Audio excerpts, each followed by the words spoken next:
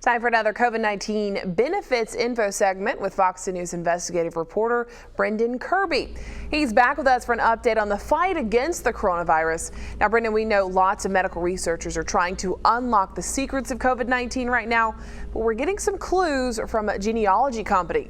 Isn't that right? Yeah, that is right, Shelby. The company is 23andme, and you might recognize that as one of those outfits that tells people what their ancestry is based on those home DNA kits.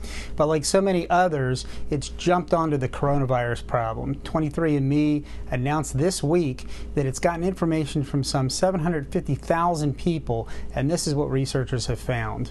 People with O-type blood appear to have some natural protection against the virus. People with O-type blood are 9 to 18% less likely to have tested positive for COVID-19 compared to people with other blood types, according to the research. Other blood types didn't appear to have substantially big differences from one another when it comes to the virus. Now, experts caution against making sweeping judgments.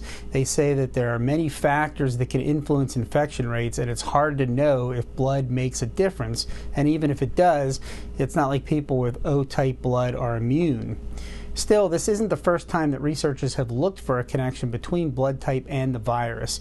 Chinese scientists in April suggested that people with A blood were at a higher risk of contracting the virus. Well, very interesting there, Brendan. Now, another factor we keep hearing about is heat and humidity, and a new study sheds some light on that. So tell us more about it. Well, Shelby, this comes from a study that was published last week in the journal Clinical Infectious Diseases, and it looked at the effect of temperature, the UV index, and precipitation on the novel coronavirus. The good news is the virus does indeed fare poorly once the mercury starts to rise. The bad news is all of the benefits seem to be for temperatures below what could be described as chilly.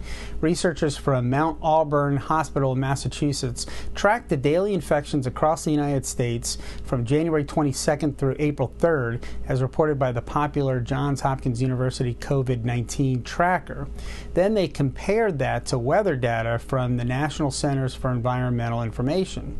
The results were that the transmission was lower in warmer temperatures, but only up to about 52 degrees. The lowest rate of transmission was on days where the maximum temperature was higher than 50 degrees. The highest increases were on days when the temperature was below 30 degrees. Now, one important caveat: the data came from a time of the year when the maximum temperature was below 70 degrees in most of the country. So it is still possible that really hot temperatures like we see during the summer months will have a greater impact. So we'll just have to check and see if that's the case. Well, we definitely hope so, Brendan, especially with everyone going to the beach over the summer. Thank you for that. And Brendan will be back at Fox 10 News at 5 to answer questions about the stimulus program. If you have a question, you can email him at brendan.kirby@fox10tv.com. He can't promise to answer every question, but he'll certainly do his best. Well, it's time for a sneak peek at a brand new surprise squad.